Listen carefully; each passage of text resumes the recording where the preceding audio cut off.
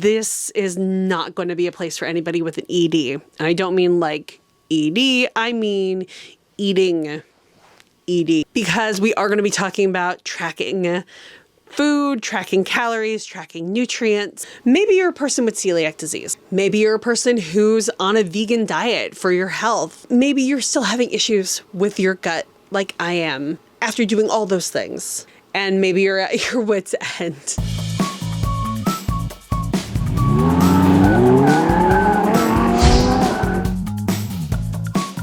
My name is Mary Graves, and for the 360 of you out there in the YouTube sphere who may be watching or maybe stumbling upon this video, yes, I am that Mary Graves who likes to talk about horror movies on her other channel, who that doesn't do enough on that channel and is hoping to get back to that channel. And this new project is kind of developing to help me get back into the swing of things on that side too. So hopefully if you are seeing this, there will be more content there at some point as well. I think the place I should start out at the most is specifying that I am not a doctor. I'm going to be talking about health things in terms of me and my personal experience and the things that I'm going through, being that this is the end of day one of a low FODMAP elimination diet, and we'll talk about what that exactly is too during this video. So stay tuned if you want to know what I'm talking about.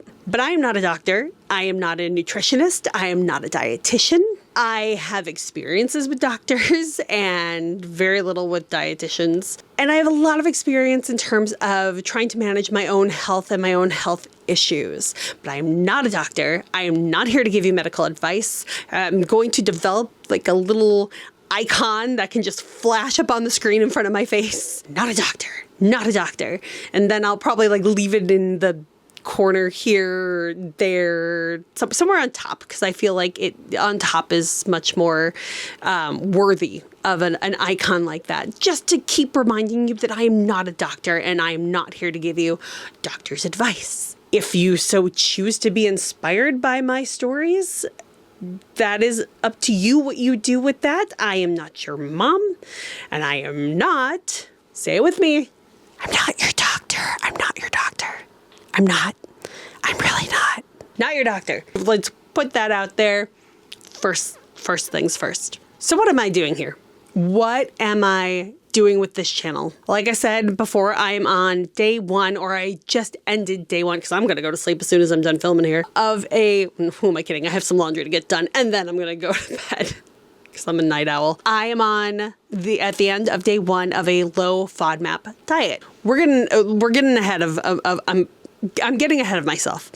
Let's talk about how I got to this point in the first place with the low FODMAP diet. About 10 years ago or so, when I was about 30, maybe 31, I was diagnosed with celiac disease. For those of you who don't know, celiac disease is where your body treats gluten and all things that are gluten, so like barley, rye, malt in most cases, and other things that you wouldn't think are gluten that are gluten. When you eat those things, your body treats it as if it's a virus or a foreign object or something that needs to be attacked.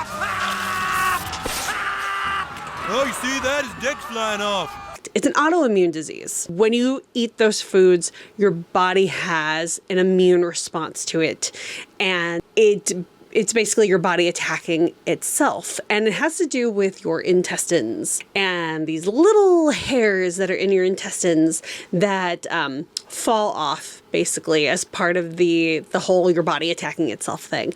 And those hairs are needed to have proper digestion. All I know is that I had this period of time in my life in my early 30s where I was having a lot of digestive issues, painful like stomach pains, and to the point where I couldn't even sit up, because every time I sat up or started moving, I had to run to the bathroom. And I have this like photo of my dog Lincoln, who, if you've been following me on Instagram or my other channel, you know I have 2 dogs, and my oldest is my baby Lincoln, and he was sitting over me while I was laying on the couch unable to move, just watching cracked videos on YouTube. God, I miss cracked so much. And just watching over me, making sure that, I was being taken care of, like he was taking care of me just by being around, which actually really did help because dogs are the best. I eventually had a blood test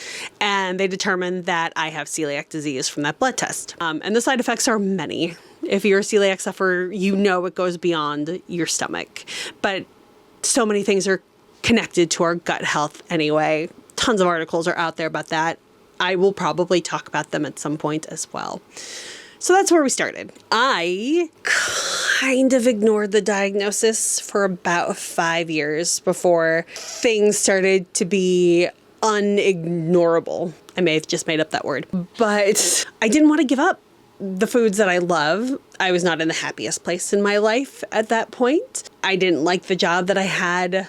My mom passed away not too long before all those things started happening. And it was just one thing after another. And I wanted the food. The food was the only comfort I had. And it was a lot of Taco Bell, which meant a lot of tortillas and a lot of processed garbage to begin with. So my stomach was not happy with me. And I started getting weird, allergic reactions to things that I wasn't allergic to, really. I think the breaking point was drinking alcohol. It's cider that was gluten-free to begin with, but I wasn't eating gluten-free at that point. Just every once in a while I'd incorporate a gluten-free thing into my life. My lips swelled up and my throat closed a little bit. I took a Benadryl and, nighttime pill, passed out, and I was fine, other than feeling really uneasy and having some gut issues in the next couple days. Your lips are so puffy. Yeah, duh. I timed my shellfish allergy just right. But not knowing what I could consume because my gut was so out of whack at that point was kind of the breaking point for me for really committing to a gluten-free diet. However, there was so much damage done to my intestines at that point that I was still not 100%.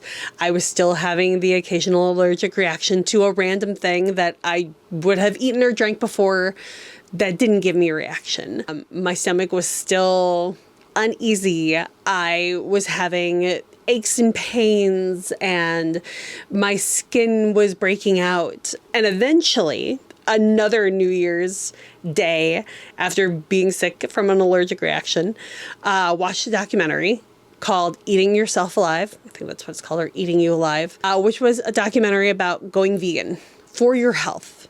Not the morality of veganism that's tied to it, although there was a little section of that documentary about that as well. I think that's really important. I'm not going to talk about that here in this video, but maybe in the future. And I decided that I was going to try a vegan diet. But back then, I was new to the vegan diet and I was committing to a couple days here, a couple of days there. Sometimes I'd go a whole month or a couple of months. I would feel great. And then I would eat something because I was in the mood for chicken or something. Or I was eating out and then I was all of a sudden back on the meat train, or eggs. I used to love eggs. And then at one point I hadn't eaten eggs in months and I ate eggs for the first time and I thought I was going to die. It was the only thing that could have affected my stomach because everything else I had eaten before. But something felt like it was stabbing my stomach for 2 days straight. And we're probably going to talk about bathroom time a lot here. Let's be honest. Gut health goes in that direction. So you're going to have to be okay with me talking about poo from time to time. I had never had such pain in my stomach before. I've had some issues, but I've never had that particular pain before until I had eaten eggs after not eating eggs for a long time. And I mean just straight up scrambled eggs. I think I've gotten away with eating eggs, not since I've been vegan, but, accidentally consuming stuff that I didn't know had eggs in it. But they were cooked into the baking or whatever. Stuff that I thought I picked up that was vegan that turned out not to be. That happens. You really have to be diligent with looking at ingredients. And if a label changes on a product that once was vegan or gluten-free, you better make sure that it's still vegan and gluten-free, because sometimes when they change the labels, they change the ingredients. It's a whole thing. But in terms of just eating straight up eggs, I don't think my stomach can handle that anymore. And so that was really easy to give up at that point. Then back in 2021, I had a sinuplasty, which is where they go inside your nose and they arrange the cartilage because maybe one side, or in my case, it's like this inside my nose is narrow and it makes it harder to breathe. And I snore, but I think I snored worse back then. And I decided to have the sinuplasty surgery to correct my sinuses on the inside. But I decided that if I was going to have this surgery, which I was very much afraid of for stomach-related reasons, actually, because I was having issues with bloating, that I was going to commit to really going the full gluten-free route, which I was already gluten-free at that point, but also the full vegan route. And just none of this on-again, off-again thing. Just completely committing to it. And for a while, my health got a lot better. I was dropping weight without having to count calories. I was probably up to the 270s, 280s at that point. And I was dropping down to the 260s, which is kind of where I'm at now, maybe a little bit less. I was starting to feel really good. But then at some point, my stomach started to have this different issue with bloating and gas. And they say that when you go vegan, that there is an adjustment period where you really should be adding foods to your diet slowly because they can cause gas, like beans, cruciferous vegetables. You should really cook those kind of things too, not eat them raw because of the way your body digests them. But I was just full on in eating these things and my stomach was starting to rebel against me a bit. A lot of fiber. But then at the same time, I had gotten a job after being out of work for a while because 2020 into 2021, a lot of us were going through that for some reason. I can't explain what that reason possibly could have been. But I finally had gotten a job and I was sitting down a lot. I wasn't working out as much as I was too during that time of our lives. And with that and all the responsibility of the job, I wasn't drinking enough water. And I started doing my stomach a disservice. And in 2024, about a year and a half ago, I had my first case of diverticulitis. Well, I think it might have been diverticulosis. I got kind of conflicting reports from the ER doctors. And for those who don't know, people who have celiac disease are prone to getting other conditions like diverticulitis, diverticulosis. And it has to do specifically with your large intestine, your colon, if you will, which, by the way, I didn't know until I had diverticulitis that the large intestine was also the colon. I thought those were two completely different organs, but you learn something new every day, I guess. Basically, diverticulitis is inflammation. So with celiac disease, it's the hair follicles and the autoimmune response. Diverticulitis is actual inflammation in your intestines, in your colon, that can cause, bloating, gas, pain. If it gets so bad as it goes from diverticulosis, which is the start of the inflammation, to diverticulitis, then you could get a fever, which I had, throwing up, which I also had, which is why I went to the ER. And on top of that, you can get perforations in your colon, which is where things get really bad. I actually ended up having 2 bouts of diverticulitis. The second one was definitely diverticulitis. Unfortunately, while I was traveling to this conference, actually, the Adobe conference in 2024, I was out in Miami, and on the plane, I started having bowel issues, which is so much fun because I had a window seat. And I'm usually not a let's use the airplane bathroom person when the flight is 3 hours or less. But it was an emergency. And I know that I was working on a really big project for work leading up to the conference that I wasn't leaving my desk. I was having maybe one meal a day, but it would be a big meal to get all my nutrients and my calories, maybe even more calories than I needed. Not drinking enough water, not remembering to drink enough water. It was just this whole storm of things that I was taking care of my job, but I wasn't taking care of myself, which has been an ongoing issue for me and something that I'm working towards and setting boundaries and blah, blah, blah, blah. Things we can talk about in other videos, I'm sure.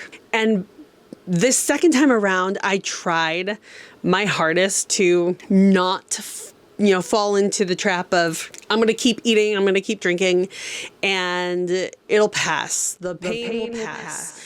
Which is what I did the first time, and it led to me throwing up and getting the fever. This time I had actually stopped eating and was just drinking liquids. And something about the coffee I had, which had oat milk in it, so it shouldn't have been too acidic for me. I was going to say acidy. That's not a word. Still caused me to throw up, and I ended up throwing up bile, like for an entire half day. It was just nothing but the first the liquids and then the bile. It was really funny though, because I was at the conference. I was at pre-conference, and I had to run to the bathroom towards the end of pre-conference to throw up. And somebody went into the stall right next to me. Freaking empty bathroom. You had to go to the stall right next to me. But this poor woman, she asked me if I'm doing okay. And I tried to respond, and it just came out bleh instead of an actual response. And she got the hell out of that bathroom so fast. She probably thought that I was either sick with something contagious or I was partying too hard before conference the night before. None of those were true. This was just affecting me. And then as soon as I got home, I went to the ER and I'm like, hey, help. Please help. And that is when I found out through the scans that they gave me that I had developed an abscess in my colon. Not a full perforation, but it is a weakened spot in my colon that could become a perforation. And the only thing they can really do to help that is remove that part of your colon with a surgery. And if I were to get another bout of diverticulitis, which it's been over a year and I haven't had it, every time I think I could be starting down that route, I'm really good at figuring out if that's going to happen. Drinking a lot of water, going on a liquids only diet for like half a day, and really watching what I'm eating. And I haven't had it again, thank goodness. I may still have to have the surgery to have my intestine, that part of my intestine removed. I really want to try to avoid that as much as possible. I'm hoping that doing what I'm doing now will fix everything completely for me moving forward. When you have the surgery, there's a good chance that you have to be on a colostomy bag for a little while you're healing. If you don't heal completely in the hospital itself before they let you go. Could be for a couple days, could be for a couple of months. There's also the chance that if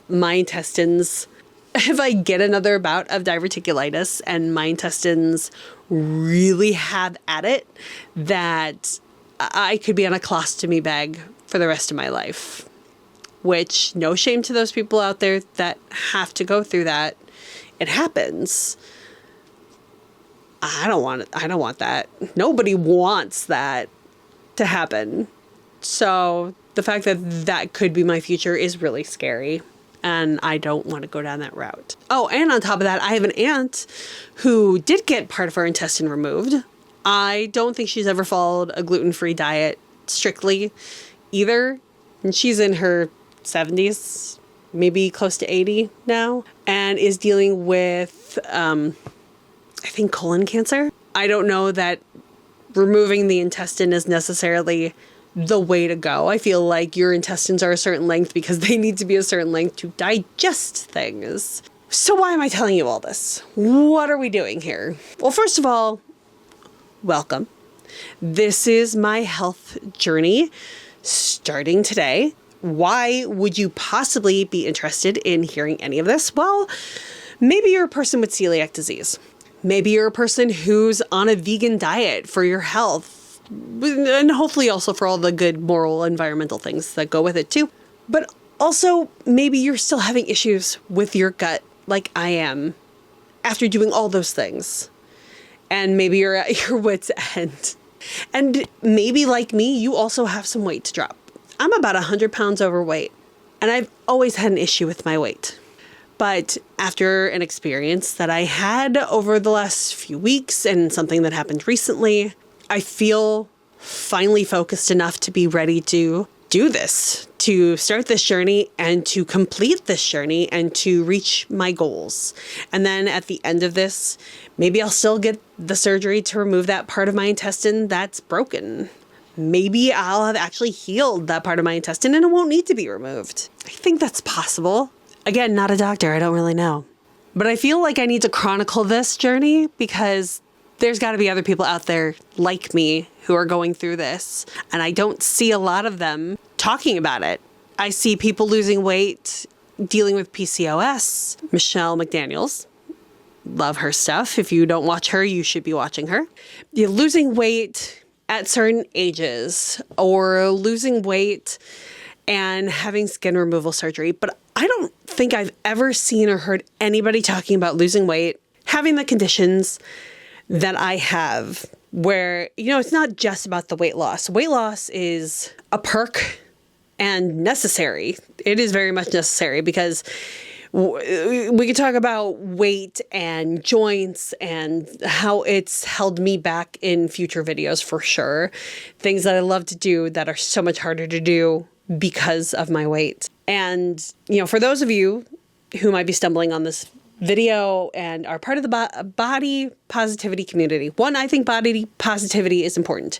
I think body positivity and loving yourself should lead to doing things to better your life and to better your health, whatever that means to you personally.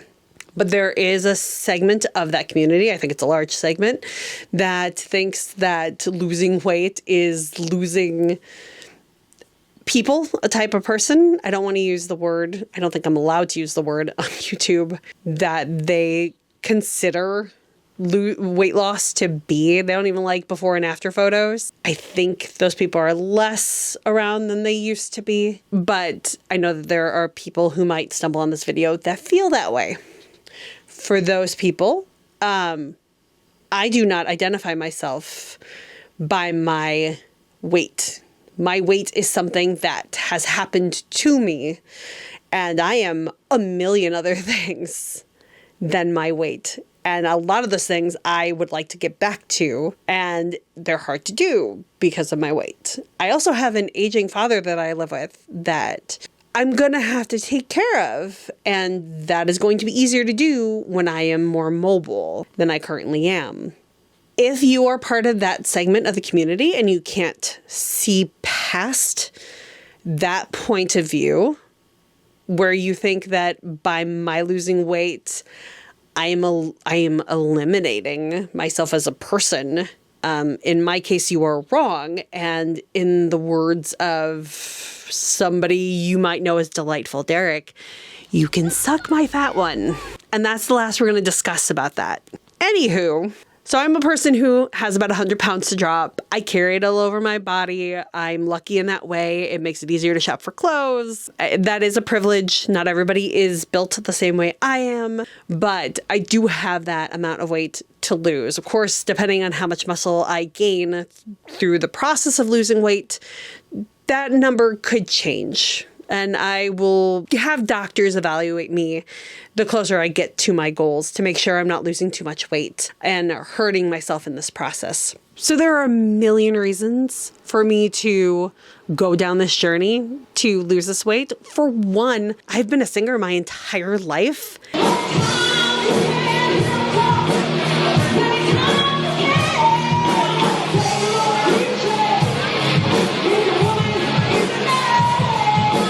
And one thing that really hurts my singing is when I have bouts of heartburn caused by my IBS symptoms and bloating. It's really hard to take deep breaths and to project in the way I need to project in my cover band, One-Eyed Fred, if you ever want to check him out. Can I pray?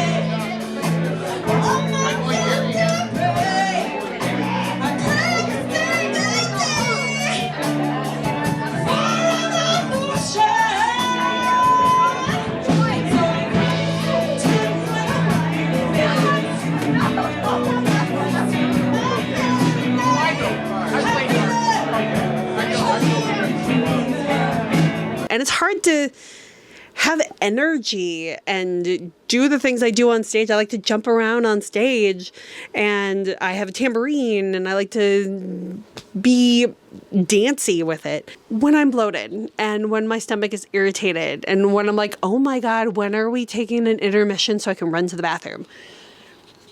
It's not just people with Crohn's and colitis that have that issue. It's other IBS sufferers and celiac sufferers too. This journey is to make all those things better for me. And then I can have the energy again to also get back into editing my videos, to doing this filming regularly for my other channel. All the things I'm passionate about, writing music, picking up the guitar again, so much, going back into ice skating. Like I said before, I'm on the end of day 1 of the low FODMAP diet, which is the next evolution in me figuring out how to be healthy. And low FODMAP is not a diet that you stick to like being vegan or being gluten-free. It's an elimination diet in 3 phases. But let me break out the app. I bought this app. It's from Monash University, who I think are actually in Australia. I could be completely wrong about that. I'm going to Google that while I'm editing, and then I will put it somewhere in this general vicinity. She was right, or she's talking out of her ass, or something, to let you know if that's correct. That doesn't really matter, but I like being right. And if I'm not right, I like to own up to that stuff. That's what I do. And that's what you should do when you're wrong too. Anyway, I'm not your mom, whatever. This great app, I bought it when I first started looking into low FODMAP a couple of years ago. And it just fell off my radar because it is a commitment, and you really should be doing this with the guidance of a dietitian. But since I am currently lacking a dietitian that I trust, I'm kind of going on it on my own. And this app will help with that because it's really phase 3 of the diet, or phase 2 of the diet, that needs the most guidance. For right now, I'm using this app to guide me in terms of what I should eat. And also there's a diary component to it where I can add my own notes and track my own symptoms. The second part of the diet is a reintroduction phase. So you go low FODMAP and then you reintroduce different types of FODMAPs, which we'll talk about specifically what that means, over the course of like 8 weeks, which is why it's helpful to have a dietitian to guide you in how to introduce those things. But the app actually really does help you. It tells you which type of FODMAP, or you get to pick like which type of FODMAP you want to start with.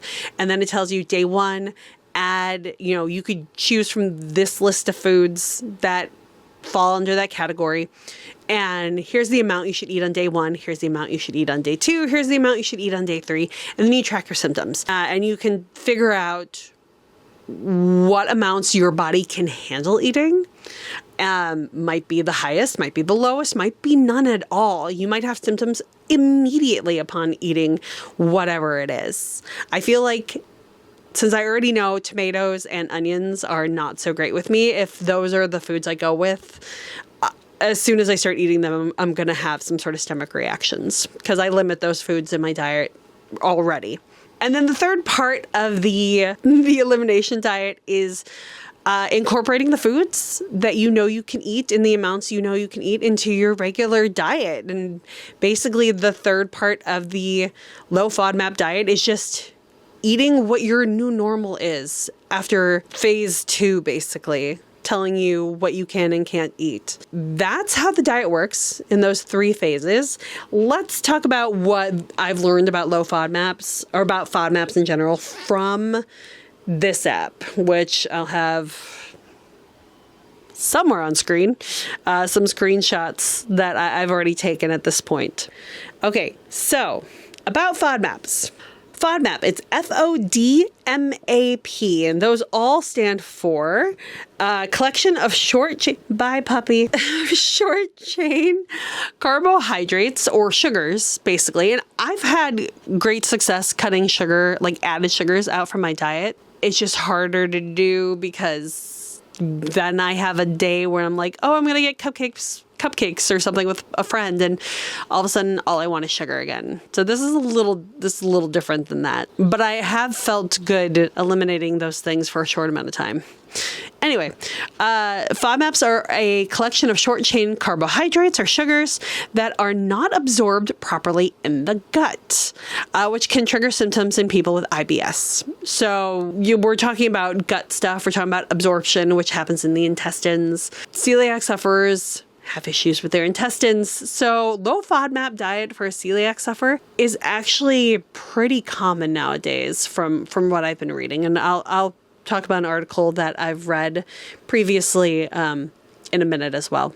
The different FODMAP, FODMAP, the different short chain carbohydrates are fermentable. I'm hoping I'm not going to mispronounce these.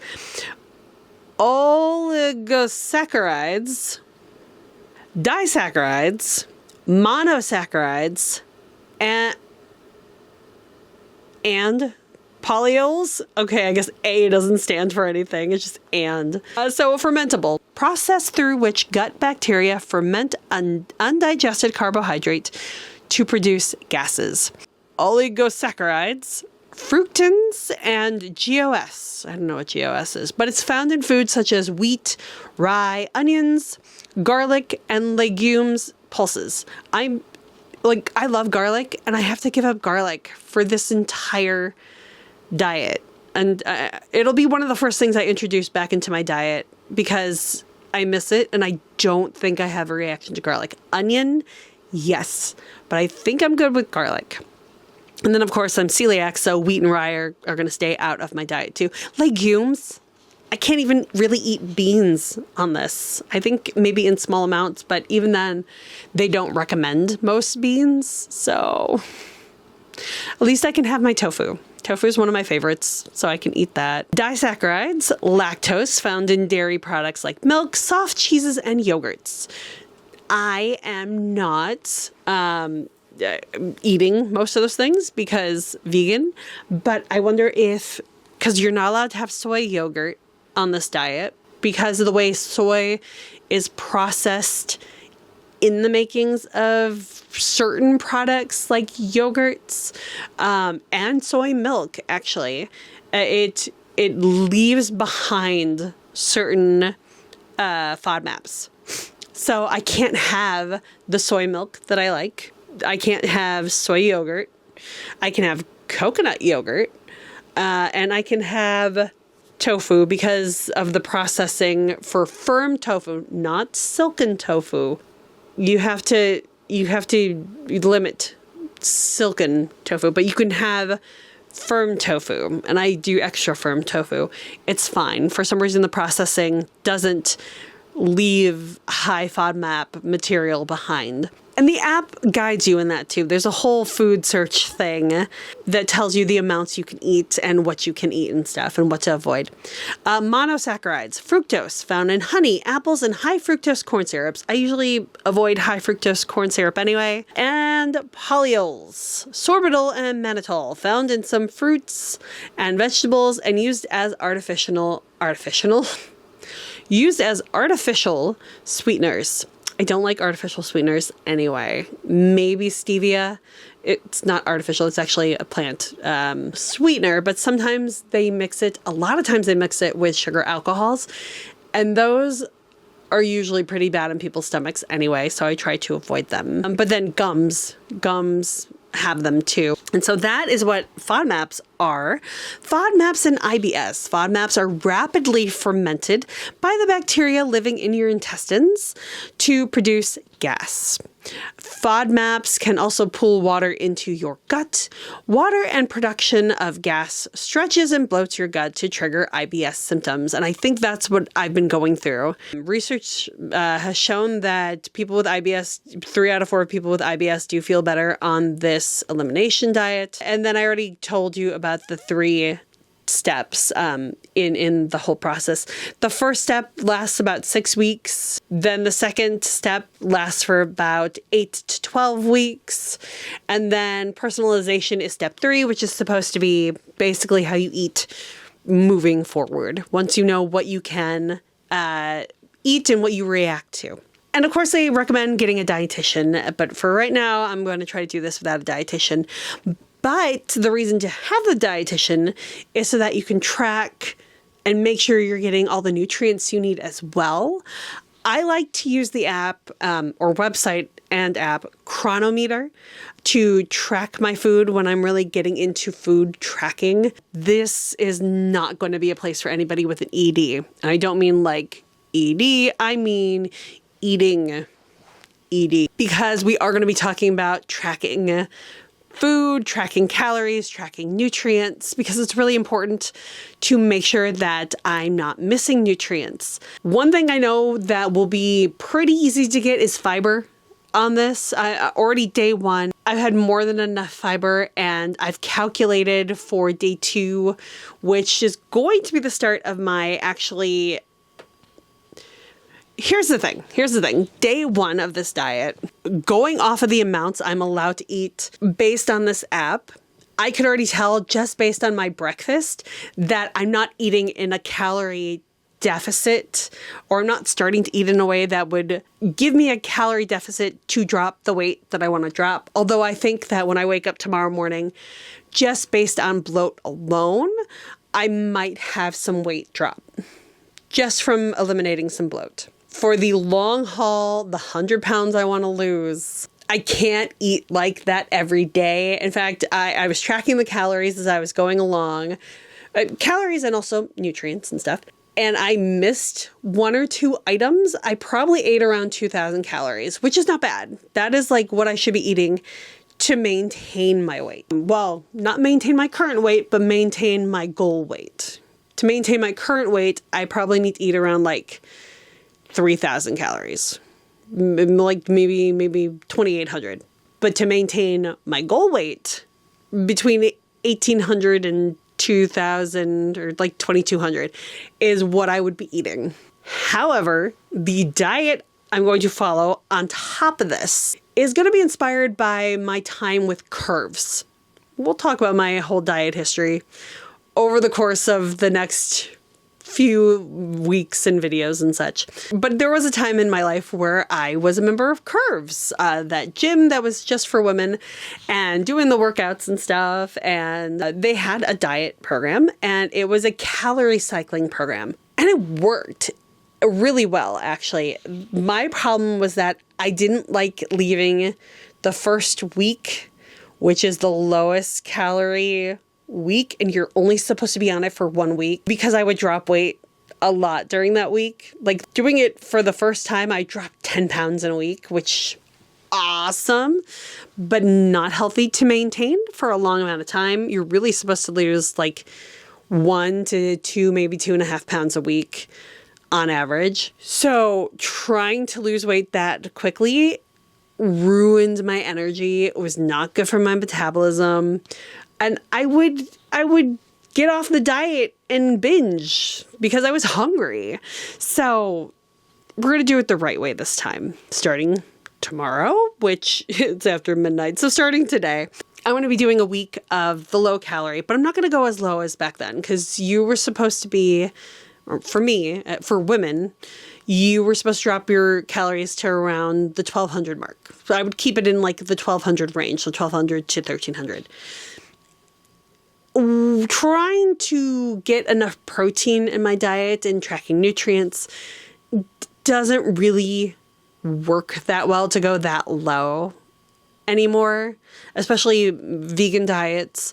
You can get a lot of protein on a vegan diet, but when you're going that low with calories, it's harder to do. So my goal is to stay within the 1,400 calorie range, and I've already figured out what to eliminate from my diet from what I ate today, or because it's after midnight yesterday, to get down to that range. And I can do that for a week. Try and eat basically the same thing every day. Keep it simple. Still delicious. Still a variety throughout the day.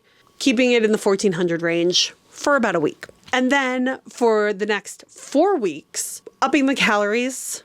And then, of course, working out more, especially, incorporating weight training into my day-to-day, but also not overdoing it, because You know, we're making big changes here. You make too many big changes, it's not easy to maintain those changes, and I'm not looking to overwhelm myself too much.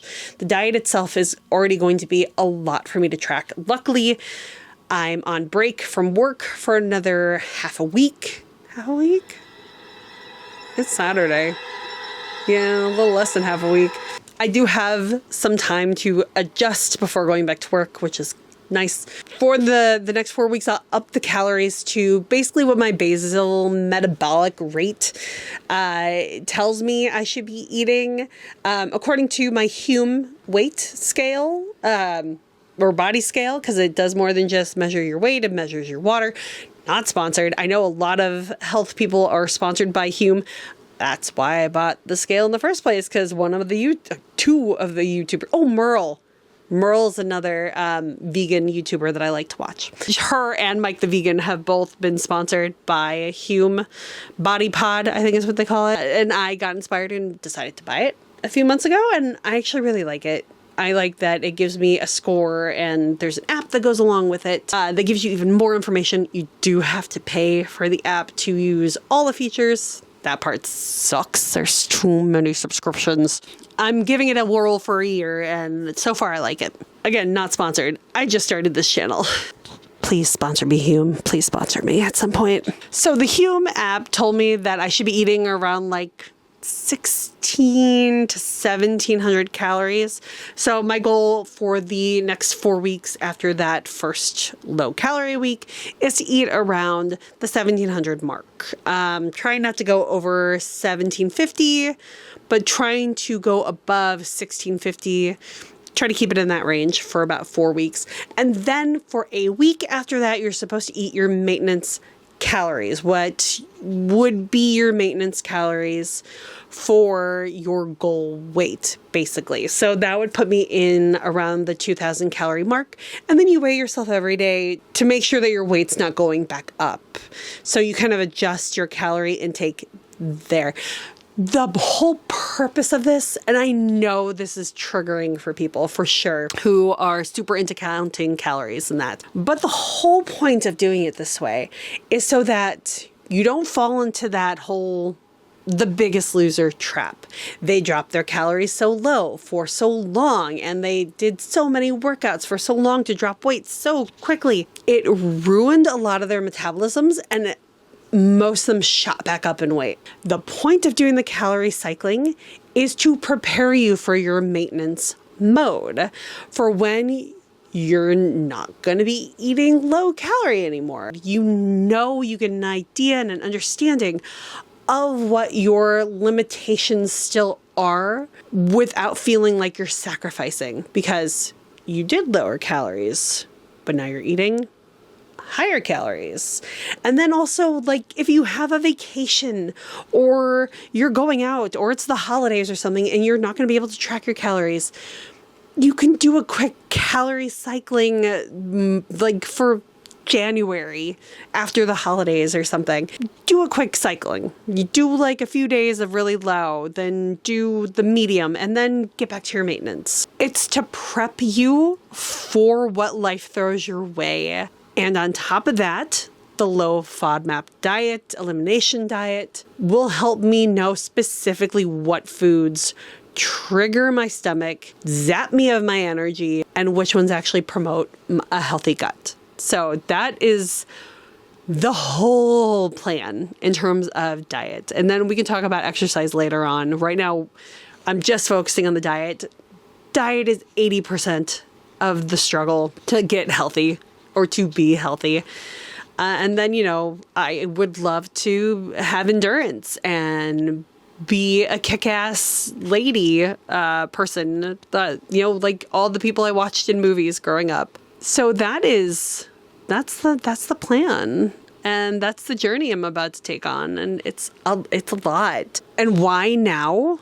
I mean, stay tuned to the end of this video, because we're going to get a little bit on the personal side. You think we're getting personal? We've already been personal at this point.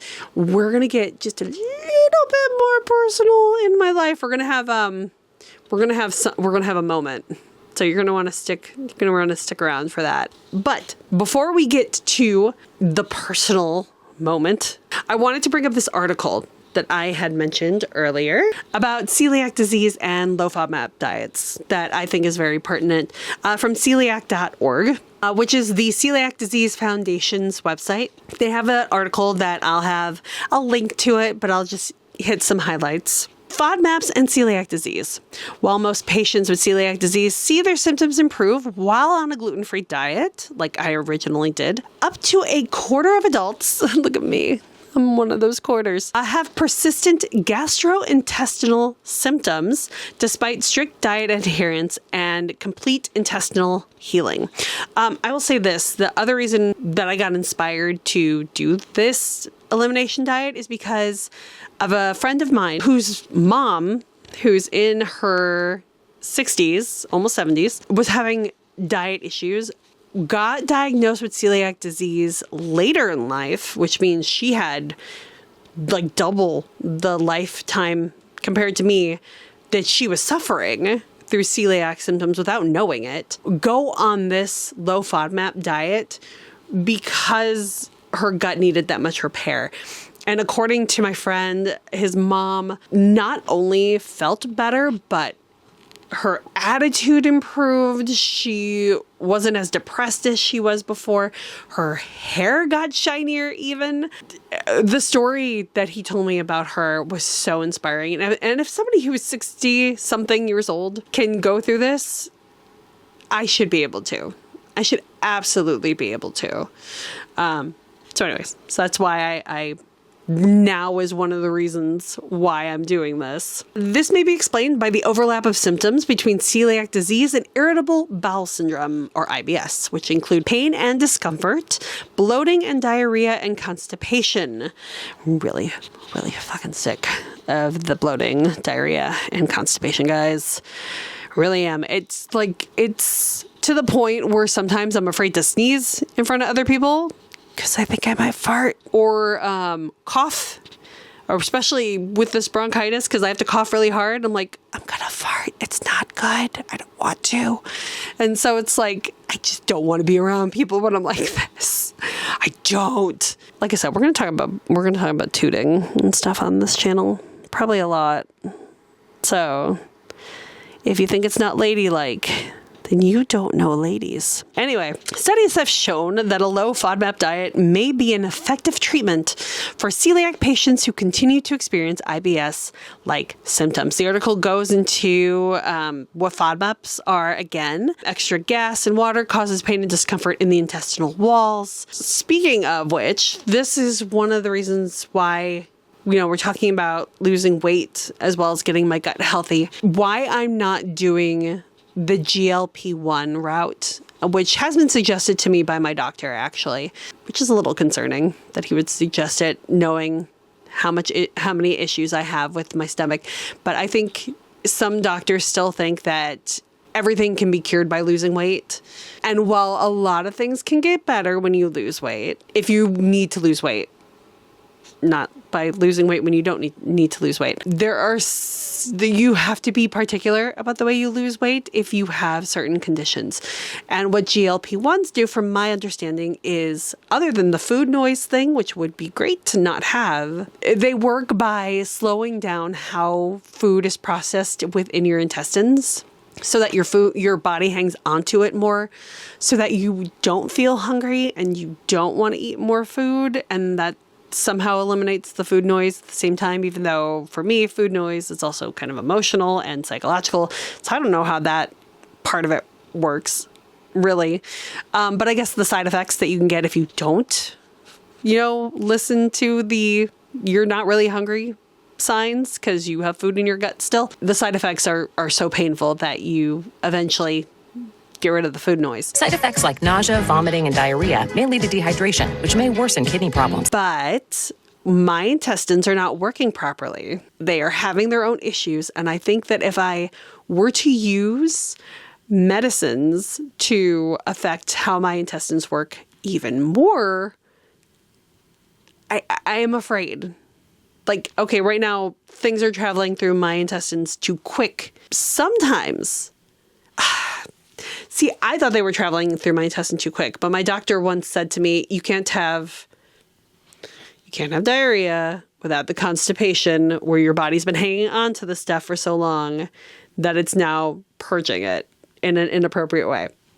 I never thought about that before, but now that I realize that my issue is with bloating and stuff, it does make a lot more sense. So why would I want to use a medicine that's going to purposefully have me hang on to food even longer to try to help me lose weight? I feel like while it does work for helping people lose weight, I think it'll just do more damage to my intestines than I need right now in my life. So my goal is to not do this with a GLP-1. And I'm not shaming anybody who's gone down that route. If it works for you, great. Hopefully you're not taking medicine away from a diabetic who needs it. I don't really know if all GLP-1s are diabetes medication or just some of them now.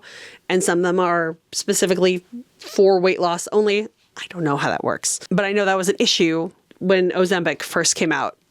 That was supposed to be a diabetic's medication, and people who don't have diabetes were taking it, and there was a shortage. I don't know if that's a thing anymore. There are like 5 to 10 different medications that are GLP-1s now, so I don't know if that's an issue. Back to the article. FODMAPs can be found in a large variety of foods, such as fruits, vegetables, bread, cereals, nuts, legumes, and sweets or candy. That's the other thing, too. Like, I can't have cashews, I think. I love cashews. I used to make my own spreads and sauces with cashews and with garlic, and I can't really eat those on this elimination diet, which means I have to rely on other people's processed foods. It gets a little more expensive in terms of groceries, but if I'm not eating that much to begin with, then it really shouldn't be that bad. But I do like to make my own stuff, just so I know the ingredients that are in it, too. I don't like fillers, but I kind of have to rely on them. And for this diet, it's okay while I'm figuring out what foods I can and can't eat moving forward. Careful laboratory analysis is needed to understand the FODMAP content of food. The team at Monash University is skilled at measuring the FODMAP content of foods, and they distribute this information using their mobile phone app. That's the app that I'm using. That uses a simple traffic light rating system. So green means low FODMAP, yellow mid, and you might be able to eat it, but in very limited quantities. And then red is to be avoided during the low FODMAP part of the diet altogether, and then reintroduced to see if you react or not. It's pretty genius app. So I'm really glad that I purchased this. So that is why I'm going in this direction. It seems like there's a really big connection between celiac sufferers and FODMAPs causing gut issues that I have been going through. So this just seems like the next natural step in my diet progression to getting to be healthy. And I can tell you right now, in just the one day of being low FODMAP, feeling pretty good. I still had some heartburn and stuff. They say it will take like 2 weeks to really be symptom free. And they suggest going anywhere from 2 to 6 weeks. I'm going to go 6 weeks just to be safe. And because I think it'll work better with my schedule anyways, for eating that way. And just make sure that I'm completely symptom-free before I start reintroducing foods into my diet. So the other reason why I'm doing this now, and I'm filming this late instead of waiting till tomorrow, is because I completed a project that I had to be super focused to be able to complete. There were several projects I wanted to get done during this time because I get the last 2 weeks off of the year from work. But unfortunately, I spent the first week with the flu. So I instead caught up in sleep, which I think also really helped because I desperately needed sleep more than anything in the entire world. So maybe that's why I got the flu, because somebody was looking out for me and was like, give her the flu, she'll get some sleep. Thanks, guardian angels. Anyway, I completed the project that I did get to complete over the last few days was cleaning out an email inbox, personal email inbox that I've had for over 10 years that contained probably around 60 to 80,000 emails. And And I know there's going to be some type A people out there that are going to hear this and think I'm insane. But it took a lot of focus and eyesight. My eyes were in pain by the end of it to clean out this inbox. And as I was doing this, around day 2, I started having vivid dreams, which, as somebody who used to have vivid dreams and then has gone through very long periods of not having dreams, it means something to me and my psyche. There's a chance we might get a little witchy on this channel. I am, by the way, since like the 7th grade. Hi on the witchier side. I love you, baby girl. So that kind of stuff might seep into these videos as well, just because it's who I am. I decided to journal today for the first time in a very long time. Okay, all right. I love you too. For the first time in a very long time. And I wrote about the dreams that I had, which we're not going to go over that. We're gonna call this Mary's journal moment. We're going to call it a Graves journal moment, because I would like to read you, and who knows, maybe each video will dive into my journal into stuff I don't mind sharing. Maybe this is my trauma dumping section. So sorry if you don't like trauma dumping, but suck it. We're doing it anyway. But I had some thoughts about this project and the things I learned while eliminating all these emails. And also, I think if you're the kind of person who hates to see friends' email inboxes have so many notifications for so many emails, and you're like, why haven't you cleaned this out yet? Oh, I like to consider myself a type A personality for a long time too. I think I've segued into a type B personality over time. There's a psychological component for sure. Why let it get as out of hand as it was? So I finally deleted just about all of them and filed away some of the ones that I really wanted to keep for later. The ones that I basically did read before that had some information on it, or photos that I liked that I had sent myself, stuff like that. So I organized things and then I deleted the rest. And then I deleted the deleteds. So space saved. Anyway, here's what I wrote in my journal. My cute little journal here for a Graves journal moment. I should probably also mention, my handwriting sucks, that I had these dreams while working on a huge project, cleaning out an email inbox that contained over 80,000 emails, 38,000 unread. Unfortunately, I didn't look to see how many. I didn't realize I could look to see how many emails were actually in the entire inbox, read and unread, until I had already gotten down to the last 8,000 unread emails. But I estimate it was somewhere between 60,000 and 80,000. Mostly junk, but many of them chronicling the ups and downs of my life over the last about 12 years. Basically, from around the time my mom passed away, which was back in 2013, in those emails, I was reminded of, and then I made a list. Here's the list of things I was reminded of. 1, my struggles to find a job after being fired without cause, by the way, from my first job that I hated anyway. Maybe that was the cause. No, I had a new supervisor. Let's go on record with this. I had a new supervisor around the time that my mom was passing away, by the way. It's same year. I lost my mom. And then at the end of that year, I got fired from my very first job. And I questioned my new supervisor one too many times. I wasn't mean about it, but if I thought that something didn't make sense, I was going to question it, because you should question authority, because they make mistakes too. Just all those memories in email form coming back to me, cleaning out this inbox. 2, my dog sitting life, because I was a dog sitter for 5 years. Dog sitter, pet sitter, and walker, while I was struggling to find a job, because I also got blackballed in a couple of companies because of what happened with that first job.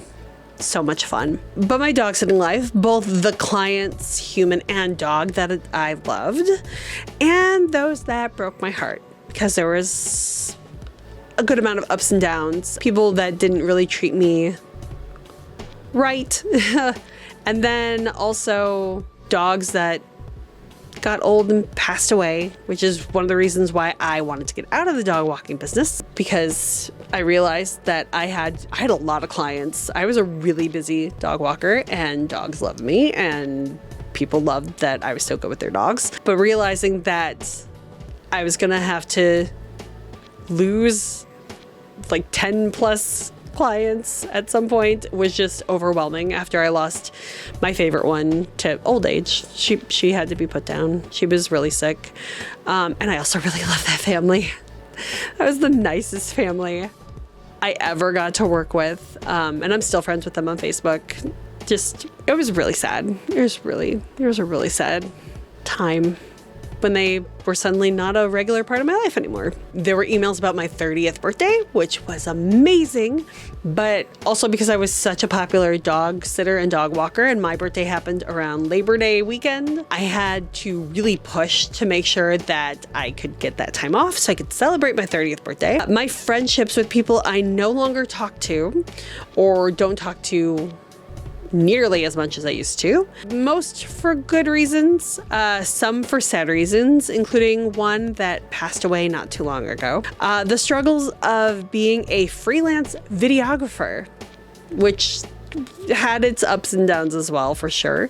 And I did that for like a year, but dog walking literally took over my life. The pain of my second job and disrespect I was given by those not worthy of space in my life, basically. Office work, cubicle work. Again, I had a new supervisor. I screenshotted things and sent them to myself in case I needed to send them over to this company. That was not working for me anyway. They were working for the company I was working for, basically. And you should know that if you ever go into one of those contractor companies.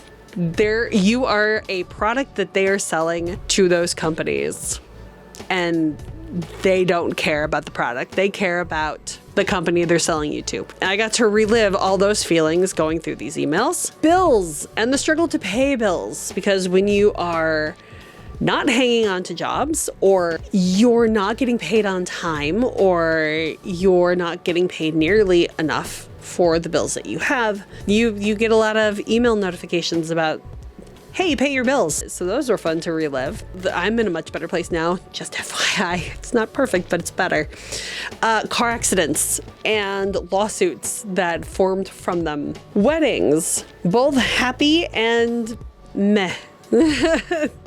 There was some wedding stuff that, I don't know, just remembering that the weddings happened was okay, but not everything about those weddings were great either. My health struggles and the love of reading blogs that I had during that time because of my health struggles. One thing that I did, especially with that second job, back when we had readers, blog readers, RSS reader, aggregators, whatever, where you could have a website and you'd save it to the RSS feed, and then you could just look at one site that aggregated all of the articles from that website, and then you get new ones every day. I wouldn't have time to like read them while I was at work, but you know, during my break or during the beginning of the day when, you know, people were really just catching up on emails and stuff, I would look at the aggregator, copy and paste links into an email and send it to myself. Hey, at the end of the day, read this, read that, and I'd like title the subject of the email health or fitness or even investing. I had articles on investing that I wanted to read, and I still had I don't even know if I read most of those articles because there was a lot of articles, but I had those emails still in that inbox reminding me that, hey, these are things you care about. You still care about these things, and you used to be actively looking at these things back in the day. Everything good and bad having to do with, I was in the School of Rock, the school program, not the movie or the musical.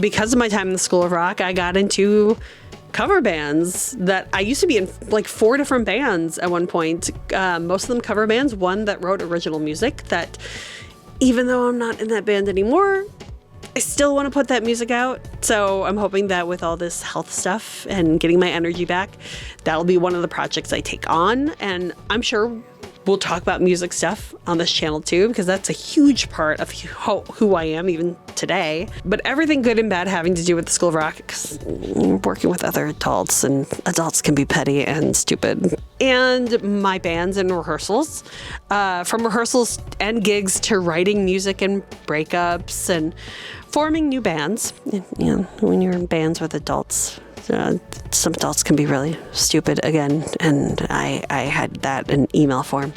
Every lesson I ever signed up for, I mean every lesson, except for like one in a different email address, most music related, like music theory, writing music, mixing music, some social media stuff, and developer related, like I wanted to get into website development. I did basically like HTML type classes for a little while because I thought maybe I'd start my own website development business.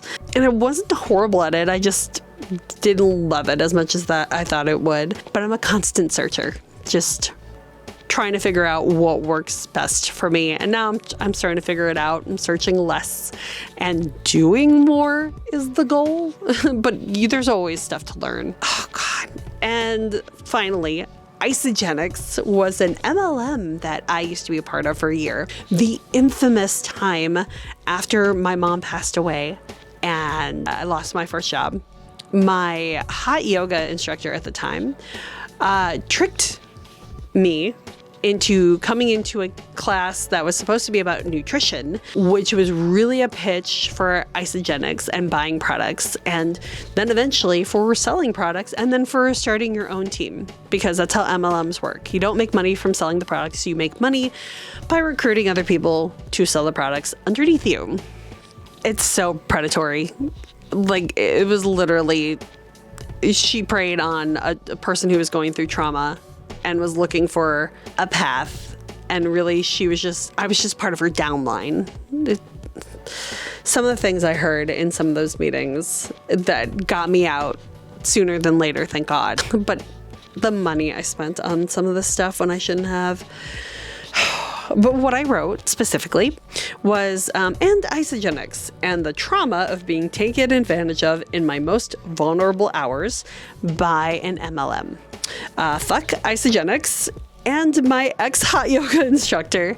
Seriously. There was a reason I let all these emails build up for so long. It was a ton of realities and trauma I didn't want to face. To remember, even the good came with painfully sour moments. Most were situations when humanity let me down. That's, yeah, pretty much. And I think by hanging onto these emails, I was hanging onto the trauma. Now that they're gone, I can continue taking steps in the right direction and put all those motherfuckers behind me and out of my way. Fuck them. Fuck the flu. Fuck being sad. Here's to the present and the future. Here we go. 2026. Yeah. So that was the epiphany I had. And I think that's where a lot of this motivation to get going and get started and get this journey going finally hit me. I have been struggling so hard trying to find the motivation to just do it. And for some reason, this email project was the thing. And, you know, the thing about, you know, talking to the friend, coworker who just happened to be talking about a relative doing this diet that I have been thinking about doing for so long, hitting at the right time. It's time. So I hope you will stick around for this journey, see me progress, cheer me on. And I hope that if you are on the same journey, I can cheer you on too. Leave a comment below about where you are in your own personal journey, whether it's health or anything, health, finances, job searches. What progresses are you making in your life now that we're here in this moment? What are you doing to live for today, basically? And that's it. I don't know 100% what's coming up in the future. I think I've dropped some ideas of what future videos could be. This may just be really a blog style. Oh my God. It's 1:07. It's 1:07. I gotta go to bed. There'll probably be some maybe more scripted out stuff when there's deep dives of things I really want to talk about. Oh, and an unboxing, because we didn't even talk about the FODY company, FODY, that produces foods and sauces and stuff that are low FODMAP for this diet in particular. I was hoping to have this package today, and unfortunately it got delayed by 2 days. I will probably put out a separate video just unboxing what I purchased from them. So stay tuned, subscribe, follow me on this journey. I don't know, maybe it'll help me hold myself accountable, but something feels different about this time. So stay tuned. Okay. Oh, we are rolling. It is 11 o'clock at night. And here we are. Okay, should it be here? Should I put it here? And then the second part of my puppy's moving over here. The second part of hi, gorgeous, come here. Come here. Yay, Lincoln time. Do you want to say something to the people? No? Okay. Ah, hi, puppy. Where was I going with this? Scratchy, scratchy, scratchy, scratchy, scratchy. Thank you. Because there's like... Oh!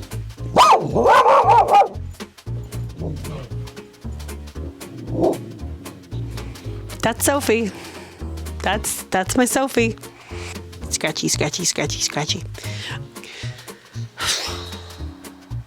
I've been going over in my head all day what I want to say, and I'm still not 100% sure where I want to start. Well, I think the first place I should start is apologizing for being any amount of sniffly or gravelly voiced or coughing, clearing my throat during this entire filming. But I am less than a week out from having the flu, which came with a nice bout of bronchitis that I'm still working through. Even funner, I have an inhaler, albuterol inhaler that they gave me for the bronchitis and the little wheezing and tickling that I get right here, which is so much fun. And the day, like less than 24 hours after being diagnosed with the flu, my puppy, she stole my inhaler while I was fighting a fever and passed out on my bed. And I had the inhaler with me tucked in because I could take it every 2 hours. It was the only thing out of all the medications they put me on that was giving me enough relief to even feel like I could sleep. And then Tylenol that I gave myself because they didn't give me anything for the fever I was developing. But she stole it and gave herself albuterol poisoning. And then I had to spend masked up at the emergency vet 2 o'clock in the morning, didn't leave till after 5 in the morning. I had to take her to get taken care of because albuterol tip for all you pet owners out there. If your dog or any animal that chews on things gets a hold of your albuterol inhaler, if you have one, and they puncture it, it can poison them and put them into cardiac arrest if it's not dealt with in a timely manner. Like hours to a half a day. If you wait longer, it could be, you could lose your pet, your little furry family member. And it was a really scary moment. Luckily for me, I just passed out in the lobby waiting for them to talk to me about what was going on with her while she was dealing with all of that. They ended up keeping her until Christmas Day. This was like 2 days before Christmas Eve. 2 days before Christmas, I was diagnosed with the flu. And then Christmas Eve was when she got a hold of the inhaler. And so I had to leave her there on Christmas Eve, and I picked her up on Christmas Day. It was, my holiday sucked. My holiday sucked, the big one. And my Thanksgiving had already sucked because my dad fell and broke a rib. So, to hell with 2025. This is the bad eye. Is it? Yeah, right there. It's really painful to touch. Which you can kind of see the reddening right there. Funny story, my laptop attacked me a couple days ago. Like, can't make this stuff up. I had my laptop on a TV tray that you can't see. Yeah, at this angle, there's a TV tray in front of me. And it was open like this. And I was gathering up some tissues, because again, just getting over the flu and bronchitis and stuff. And I wanted to throw the tissues out. I don't have a trash can in the vicinity. I dropped the tissue, and this one right there, she likes to steal tissues and then run away with them and then try to swallow them if I don't get to them quickly enough. So as soon as the tissue dropped and she was right down there, I went to reach for the tissue really, really quickly. And I guess I didn't judge the distance of objects in my vicinity. I literally, thank God Apple makes rounded corners. This part of the laptop right here, I slammed my face right there, the corner of my eye. Luckily missing my eyeball, but I could feel like it's still really like sensitive to touch. It just happened yesterday. It literally, like the corner of this hit the corner of my that corner, like it wedged right into that corner of my eye. And it was like I got punched in the eyeball. The wail that I let out, it was like man-toned, low guttural, so painful. I thought I was gonna pop my eye out of its socket. And I had to like really judge, did I just hit my eye or not? Which luckily I did not. It was just the socket. But it's still in a lot of pain. And I'm expecting a full-on bruise at some point. Stupid stuff like that happens way too often in my life. I'm hoping that by changing my health, they will happen less. And let it be a cautionary tale that if you're bending over, bend over slow. Because you never know what might be out to get you. Oh God, seriously, my whole eye is just in pain. But at least I can still see out of it, right? I can still see. Yeah, it's fine. That's it. Okay, cut.